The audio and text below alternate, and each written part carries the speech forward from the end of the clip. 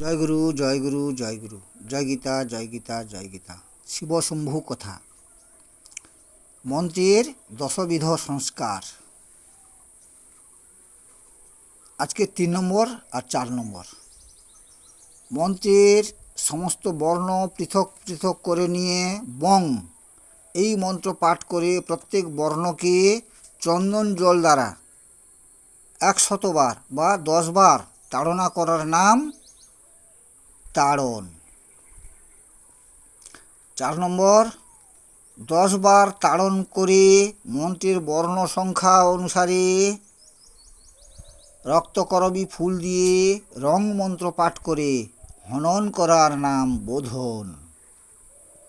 এরপরে 5-6 হবে, এইভাবে মোট 10 রকমের।